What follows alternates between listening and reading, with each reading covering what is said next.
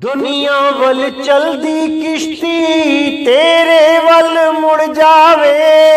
दुनिया वल चलदी किश्ती तेरे वल मुड़ जावे। दे वरदान पीरा देया पीरा, हो मेरी सुरत शब्द नाल जुड़ जावे। दे वरदान पीरा देया पीरा, मेरी सुरत शब्द नाल जुड़ जावे। दुनिया वल चलदी किश्ती तेरे वल मुड़ जावे। नमस्कार मेरे प्यारे भाइयों, मेरे परमात्मा के प्यारे जीव हंसों। मैं परमपिता परमात्मा से यही अरदास करता हूं कि आप सब मेरे भाइयों का विवेक पहले से ज्यादा और ज्यादा से ज्यादा बढ़ता ही जाए, और ऐसी कोई दुविधा ना रहे जो मेरे प्यारे भाइयों के मन में 1% भी घर कर पाए। हर चीज क्रिस्टल क्लियर होती चली जाए, हर एक शंका का समाधान अपने आप होता चला जाए, और कोई भी अधूरा गुरु या उसका अधूरा शिष्य आपको भ्रमित ना कर पाए। एक भी काल का दूत आपको पथ भ्रष्ट ना कर पाए। ये जितने भी एक्टिव हुए पड़े हैं, इन सब की चालाकी और इन सब की मंशाओं को आप अच्छी तरह समझ पाओ। मैं बस यही अरदास करता हूं उस परम पिता परमात्मा से, उस बंदी छोड़ से। तो मेरे भाइयों, बहुत खुशी होती है जब आप लोग मैसेज के द्वारा, फोन के द्वारा बताते हैं कि अब ऐसी कोई शंका नहीं है जो आपके मन में 1% भी घर कर पा रही है। बहुत खुशी होती है, हर चीज क्लियर होती जा रही है, बहुत खुशी होती है। लेकिन फिर भी मैं आपको यही कहूंगा कि अभी जल्दबाजी ना करें। नामदान बख्शिश लेने में अभी जल्दबाजी ना करें, अभी और मजबूत हो जावें। हर चीज को अच्छी तरह समझें, हर शंका को खत्म करें, और फिर परमात्मा का नाम लेवें। फिर देखिएगा कि क्या आनंद आता है, क्योंकि ये भ्रम रूपी बीज जब तक आपके मन में है, आपकी भक्ति पूर्ण हो ही नहीं सकती। इसीलिए सारे भ्रमों को पहले ही खत्म कर देना है। ये जो काल के दूत हैं, जितने भी ये बीज डालते हैं शंका रूपी, इन सब बीजों का नाश पहले ही हो जाना चाहिए। नामदान से पहले हर प्रकार का ये शंका भ्रम का बीज खत्म हो जाना चाहिए। जब कोई भ्रम नहीं होगा, कोई शंका नहीं होगा, तो पूरे विश्वास के साथ जब आप भक्ति करोगे तो उसका आनंद ही कुछ और होगा। और आपकी भक्ति पूर्ण भी तभी होगी जब आपको पूर्ण विश्वास होगा। इसीलिए साहिब ने कहा, कहें कबीर सुनो भाई साधो, मैं तो हूं विश्वास में। अगर विश्वास ही नहीं हुआ तो भक्ति पूर्ण हो ही नहीं सकती। अभी बहुत से आएंगे आपके जीवन में जो आपको भरमाने में कोई कसर नहीं छोड़ेंगे, लेकिन आपने हर समय ऐसा जागृत रहना है कि कोई भी आपको भ्रमित ना कर पाए। अभी बहुत से आएंगे जो आपको दोबारा से ऐसी वाणियां दिखाएंगे कि देखो, कबीर साहब कहते हैं 100 का अजपा जाप करो, देखो। नानक साहब कहते हैं कि सोहंग का जाप करो, देखो। गरीबदास जी कहते हैं कि सोहंग ही असली मंत्र है। अभी बहुत से आएंगे ऐसे भरमाने वाले, लेकिन इनको ये नहीं पता कि वाणी बहुत प्रकार की, जिसका आदि ना अंत, जो वाणी तेरे काम की, ताका कर साधंत। वाणियां बहुत सी बोली गई हैं, कोई जीव स्तर की बोली गई है, कोई शिव स्तर की बोली गई है, कोई पीव स्तर की बोली गई है। लेकिन आपको कैसा गुरु मिलता है, कैसी वाणी दिखा के कैसी साधना देता है, इस पर डिपेंड करता है कि आपकी मुक्ति होगी कि नहीं। अगर आपको ऐसा गुरु मिल गया जो जीव स्तर की वाणियां दिखा के आपको कहता है कि जीव ही सर्वे सर्वा है, तो मेरे भाई आप कभी मुक्त नहीं हो पाओगे। जो आपको शिव स्तर की वाणियां दिखा के कहता है कि देखो ब्रह्म ही सब कुछ है, ब्रह्म ज्ञान ही पूर्ण ज्ञान है, तो मेरे भाई वो भी आपको जन्म मरण से पार नहीं ले जा सकता। और जो आपको पार ब्रह्म की वाणी दिखा के पार ब्रह्म अवस्था का बोध करा के पार ब्रह्म से ही मिला दे, वही गुरु आपको पार कर सकता है। अरे ताती वाव न ला गई, पार ब्रह्म शरणाई। तत्ती वाव यानी गर्भ जून में नहीं आएगा कोई। जो भी पार ब्रह्म परमात्मा की साधना करेगा, पार ब्रह्म का ही रूप हो जाएगा। तो मेरे भाई हर चीज को अच्छी तरह समझना है, अच्छी तरह जानना है, ताकि कल को कोई भी आपको भ्रमित ना कर पाए। ऐसा दिव्य ज्ञान प्रकट हो जाए आपके अंतर में कि आप उस मालिक के शब्द को पहचानने में कोई भूल ना कर पाओ। अभी बहुत से आएंगे जो आपको बताएंगे कि नाम कैसे लिया जाता है। मन में सिमरण करो, मैं कौन हूं, मैं कौन हूं, मैं कौन हूं। अभी बहुत से आएंगे जो आपको कहेंगे कि मन में सिमरण करो, मैं आत्मा हूं, मैं आत्मा हूं, मैं आत्मा हूं। ऐसे पागलों की कोई कमी नहीं है मेरे भाइयों इस जहान में। एक ढूंढो 10 मिलेंगे। अरे किससे पूछ रहे हो मैं कौन हूं? गुरु बताता है मैं कौन हूं। गुरु से पूछा जाता है कि मैं कौन हूं। यहां पे खुद से ही पूछवाया जा रहा है मैं कौन हूं, मैं कौन हूं, मैं कौन हूं। ये एक प्रश्न है मैं कौन हूं, ना कि ये कोई मंत्र है कि मैं कौन हूं। ऐसे ऐसे लोग आते हैं इस दुनिया में भरमाने के लिए कि क्या बताऊं। ऐसे लोगों से सावधान रहना है मेरे भाइयों, बिल्कुल सावधान रहना है। ये एक जन्म मिला है आपको। अगर इस जन्म में आपने गलती कर ली तो मेरे भाई 1,84 में जाना पड़ेगा, कोई बचा नहीं पाएगा। इन गुरुओं का कुछ नहीं जाएगा, इनका कुछ नहीं बिगड़ने वाला। ये तो मंत्र दे देंगे आपको मैं कौन हूं, मैं कौन हूं, मैं कौन हूं करते रहो, लेकिन 1,84 आपको मिलेगी। 1,84 में आपको जाना पड़ेगा। अरे मैं कौन हूं तो एक प्रश्न है जो केवल एक बार पूछा जाता है गुरु के सामने बैठ के कि हे गुरुदेव मैं कौन हूं। उसका जवाब सतगुरु देते हैं, उसका जवाब गुरुदेव देते हैं कि तुम एक आत्मा हो, ना कि ये कोई मंत्र होता है कि मैं कौन हूं, मैं कौन हूं, मैं कौन हूं। ऐसी मोटी बुद्धि के लोग जब गुरु बन के बैठ जाते हैं तब ही जीवों का नाश होता है, तभी जीवों का पतन होता है। ऐसे अधूरे गुरुओं से सदा बच के रहना है मेरे भाइयों, सदा बच के रहना है। तो आज का जो सत्संग मैं करने जा रहा हूं बहुत इंपॉर्टेंट है, बहुत ज्यादा, क्योंकि बहुत से ऐसे गुरु हैं जो आपको स्वर्गों में जाने का लालच देते हैं, जो आपको अलग अलग लोकों में जाने का लालच देते हैं। कोई आपको ब्रह्म लोक पहुंचा रहा है, कोई आपको गोलोक पहुंचा रहा है, कोई आपको सतलोक पहुंचा रहा है, कोई आपको अलख लोक, अगम लोक, अनामी लोक, पता नहीं कौन कौन से लोकों में पहुंचा रहा है। आज गरीबदास जी की वाणी से ये निर्णय कर लेंगे कि लोकों में जाना है कि नहीं। लोकों में जाना आजादी है या बंधन है, आज इसका पूरा निबेड़ा किया जाएगा। तो आइए देखते हैं क्या कहती है वाणी।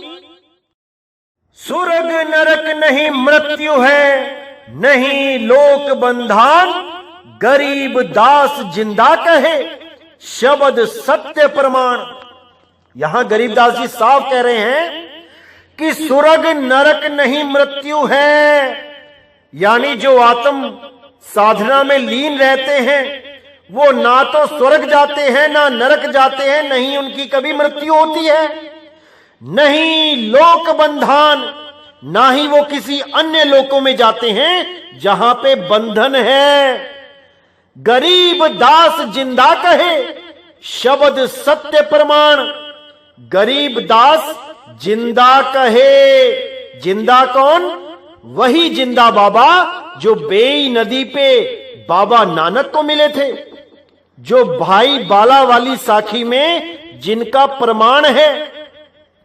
गरीब दास जिंदा कहे शब्द सत्य प्रमाण, कि शब्द ही सत्य है, प्रमाण के साथ मेरी बात को मान लो कि शब्द में ही समाना है, ना कि किसी स्वर्ग नरक या किसी और लोक में।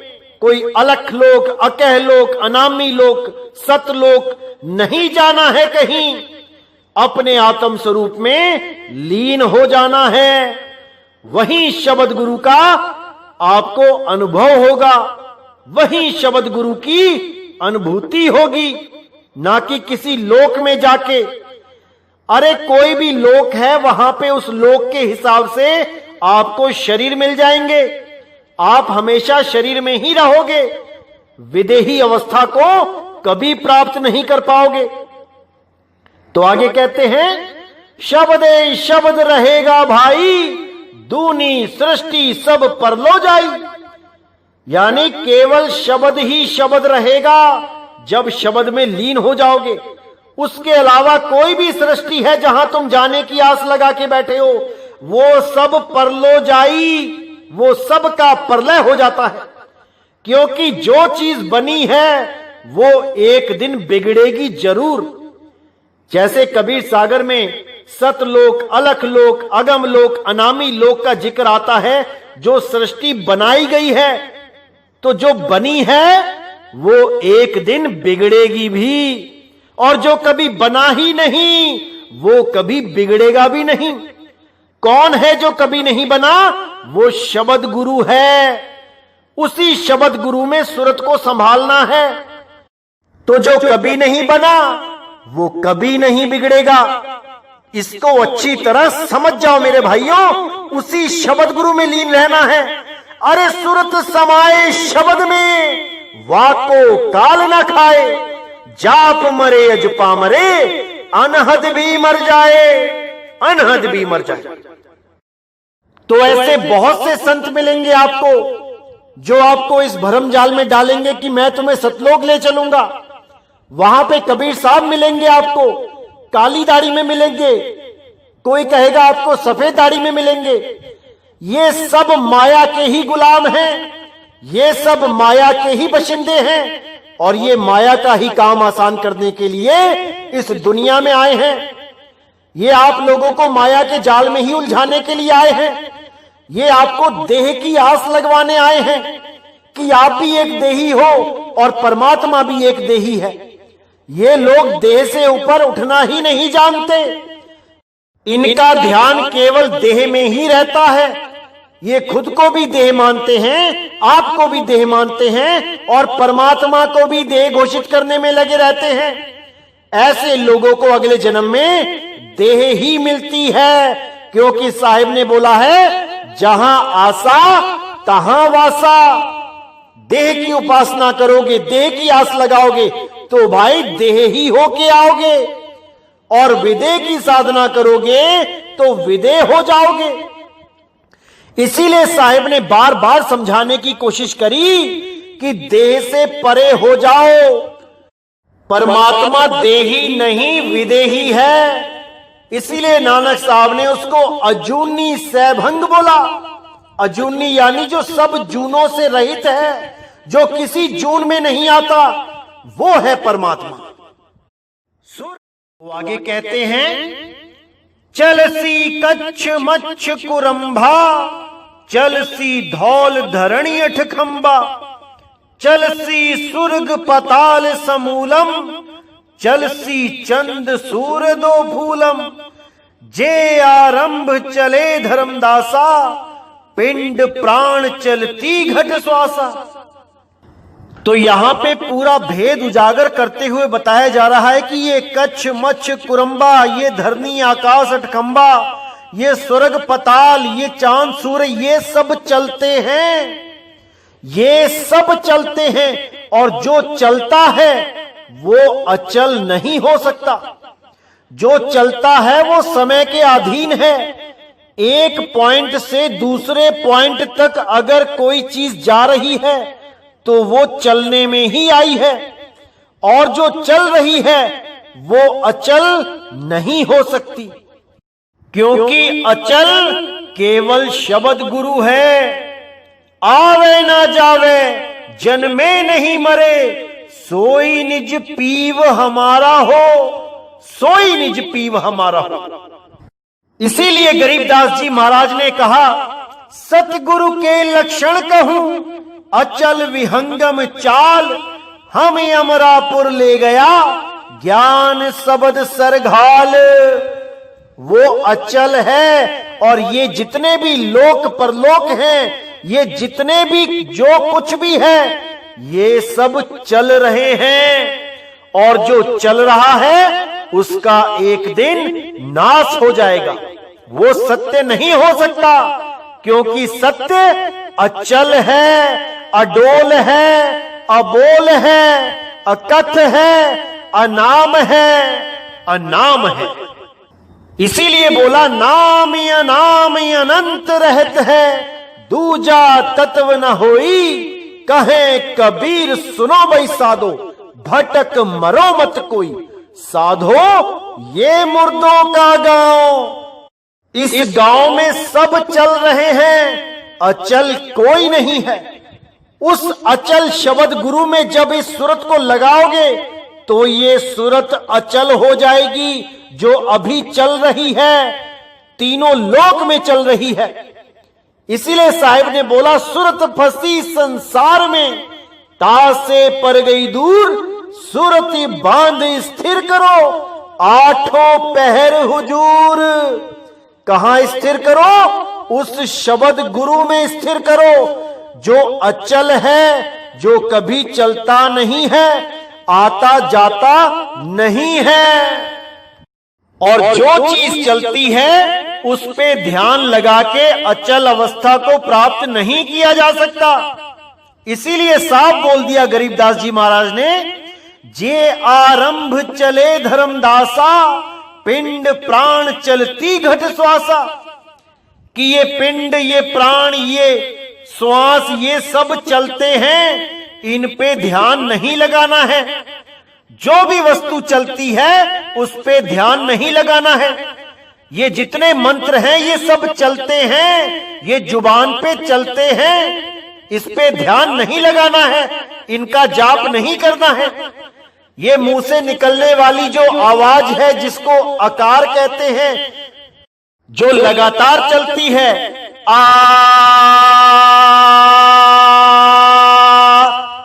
ये भी रुक जाती है, ये भी अचल नहीं है, ये भी चल रही है। और जो चीज चल रही है वो रुक जाएगी। उस पे ध्यान धरो जो कभी नहीं चलता, जो अचल है, तब बात बनेगी मेरे भाई। ये पिंड, ये प्राण, ये श्वास, ये सब चल रहे हैं, और जो खुद चल रहे हैं वो आपको अचल नहीं कर सकते। इसीलिए मेरे भाई अच्छी तरह समझना है वाणी क्या कहना चाह रही है। ये वाणियां पढ़ते तो बहुत से लोग रहे आज तक, लेकिन इन वाणियों को समझ नहीं पाए।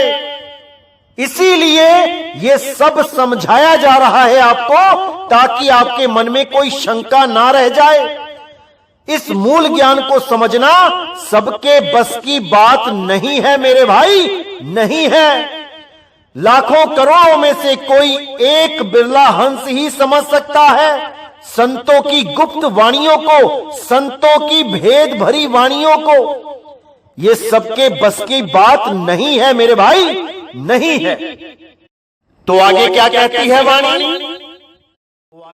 चले भिस्त बैकुंठ विशालम, चलती धर्म राय जमसालम, पानी पवन पृथ्वी नासा, शब्द रहेगा सुन धर्मदासा।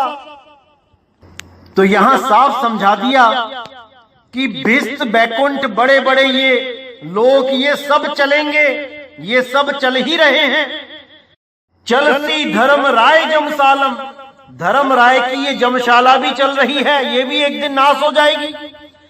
पानी पवन पृथ्वी नासा, शब्द रहेगा सुन धर्मदासा।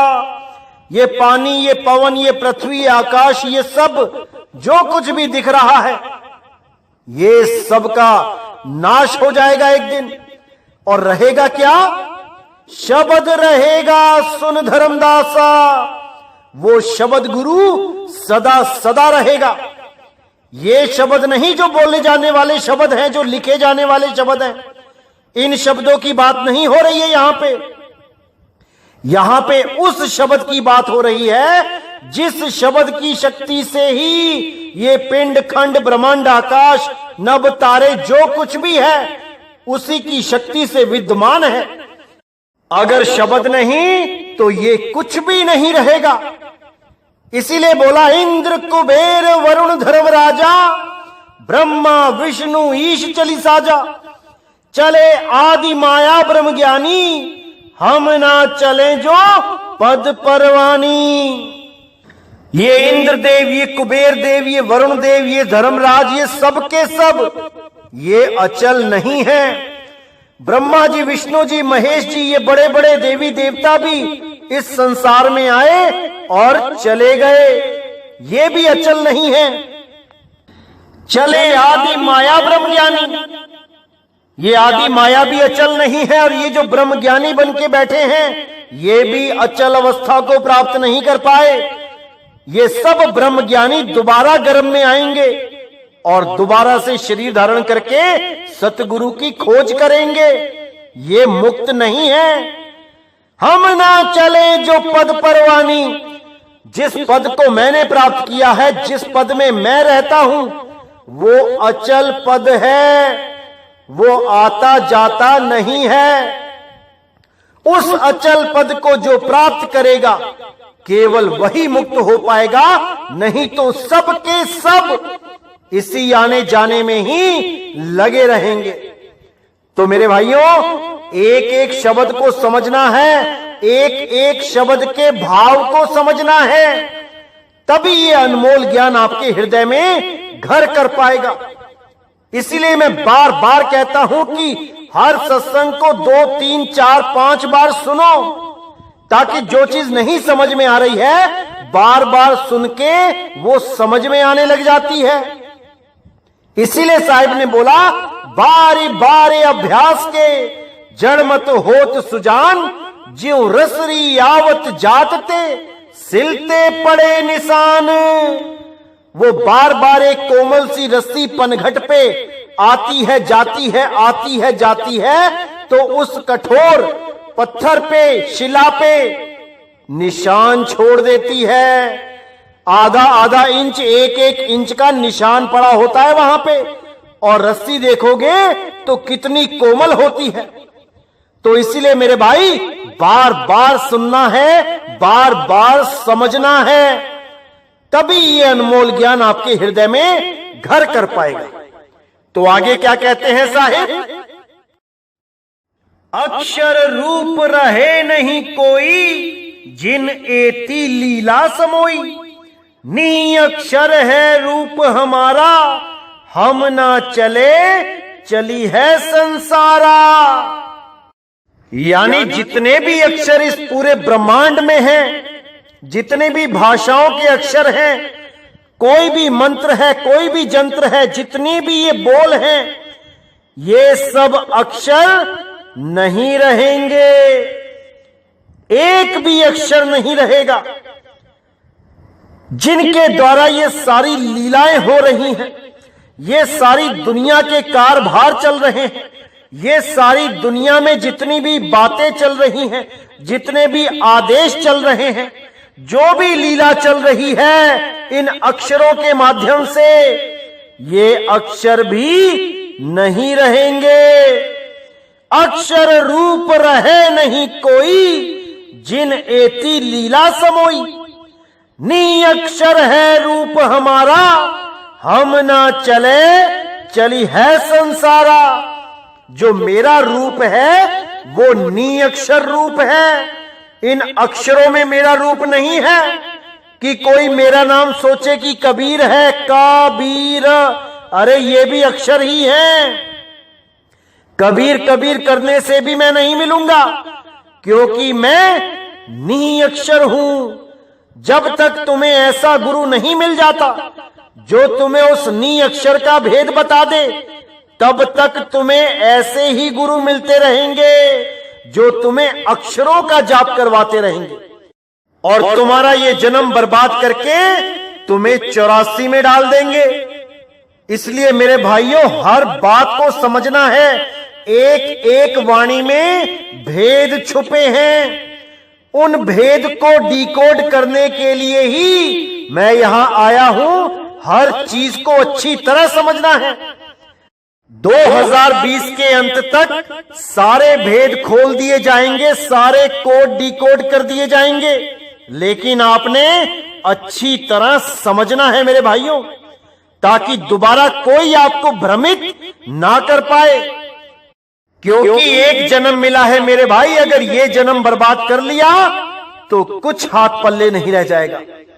इसलिए हर एक चीज को गहराई से समझो, इतनी गहराई से समझो कि उन शब्दों के भाव तक पहुंच जाओ, और एक बार भाव तक पहुंच गए फिर तुम्हें कोई भ्रमित नहीं कर पाएगा इन वाणियों के गलत अर्थ करके। इसी अक्षर और नी अक्षर के बारे में नास्टेदमस ने भी अपनी भविष्यवाणी में गुप्त कोड लिखे थे, जिसका खुलासा आज किया जाएगा। उन्होंने अपनी वाणी में 2 अलिफ यानी कि अरबी भाषा का पहला अक्षर, उस अलिफ के बारे में जिक्र किया था, जहां पर 2 बार अलिफ लिखा गया था। क्या है वो अलिफ, उसके बारे में आज पूरा खुलासा करेंगे। इसी को अलिफ भी बोल देते हैं, इसी को अलफ भी बोल देते हैं, इसी को आकार भी बोल देते हैं हिंदी में, और इसी को अंग्रेजी में पहला लेटर ए बोल देते हैं। बात एक ही है, केवल नाम अलग अलग है, भाव एक ही है।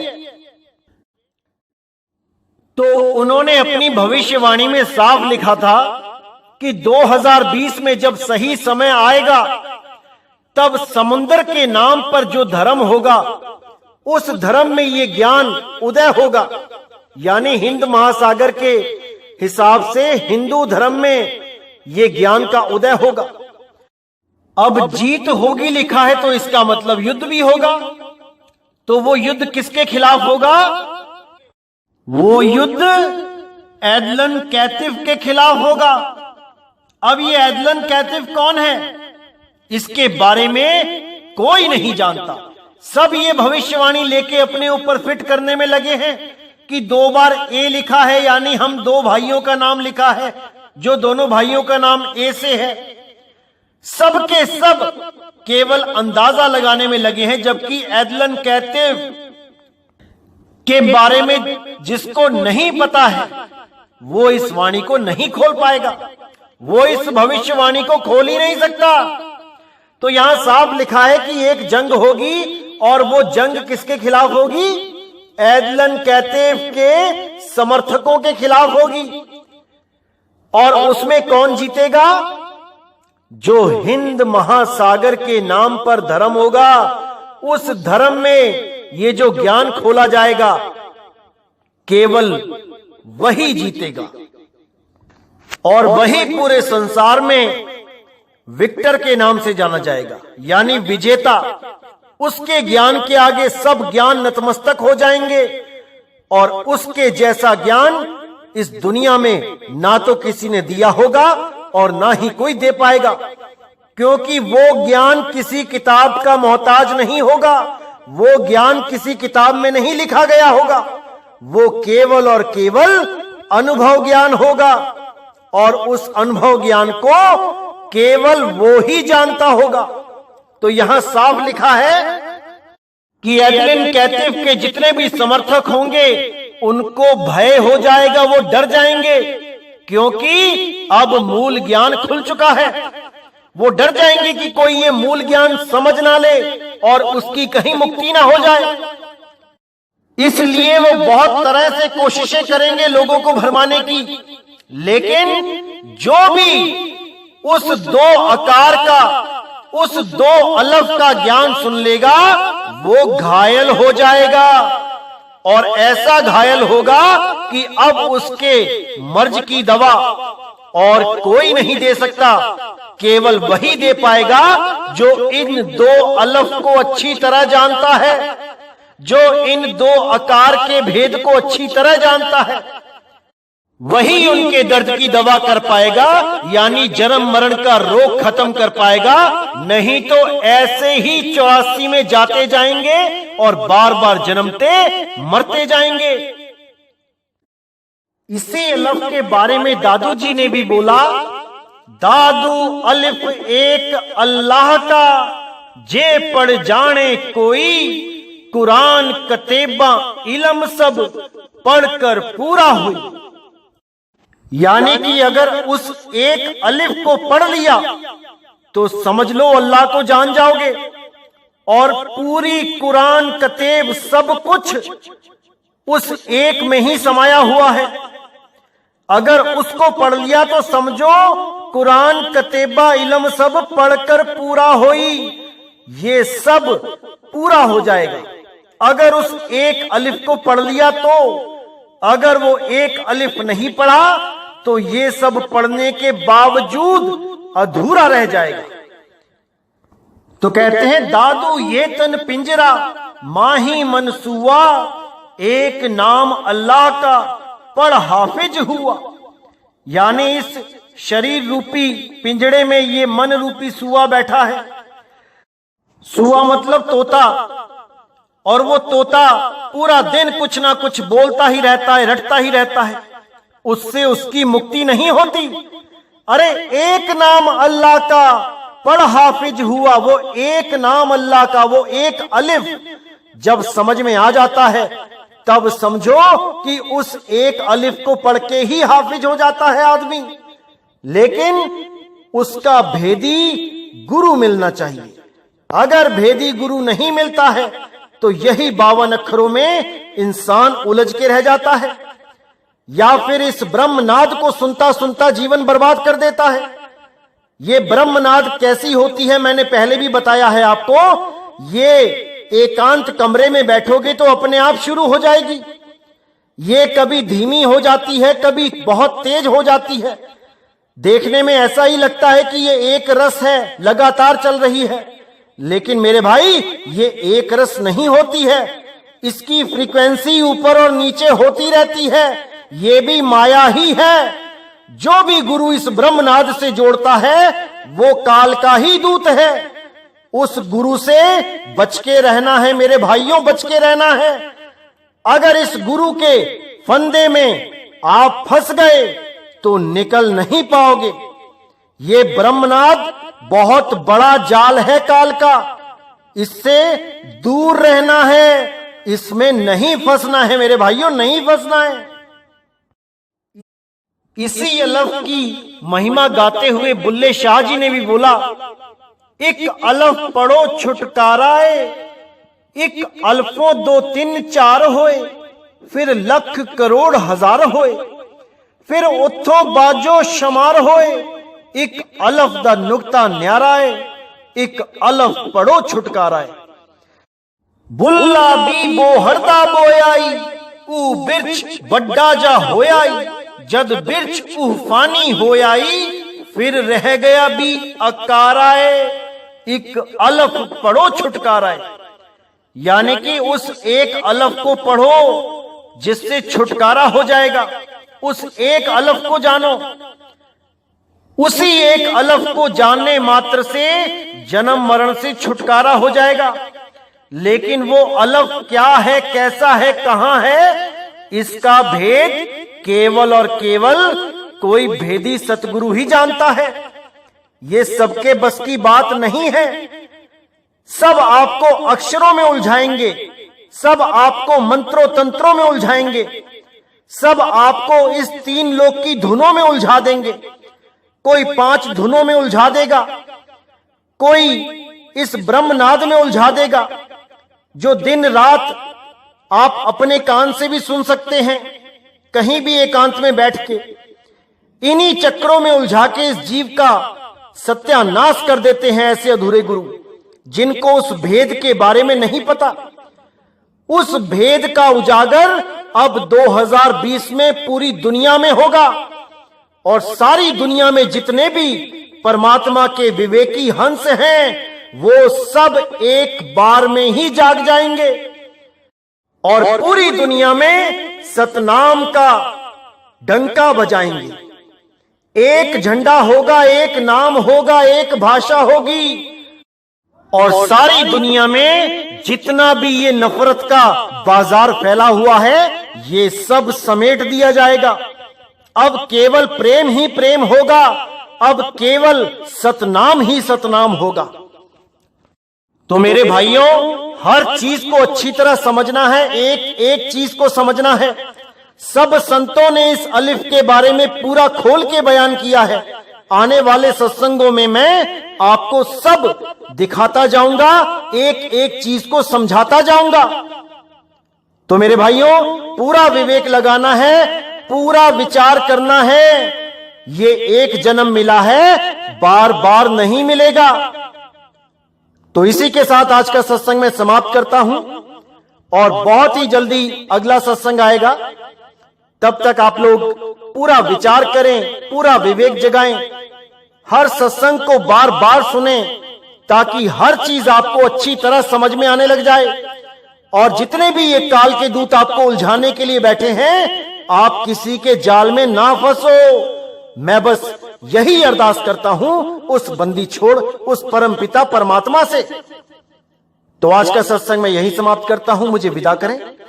बोलिए सतगुरु बंदी छोड़ सतगुरु सत्य कबीर साहिब की सदा ही जय हो, सदा ही जय हो मेरे मालिक की साहिब बंदगी सतनाम। इसी अलफ की